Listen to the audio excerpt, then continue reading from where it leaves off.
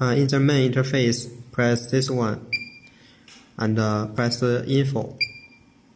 Here, defaults, press. In this interface, you will reset this pump to factory default. Press reset. And then return to the main interface and power off the pump. And then power on.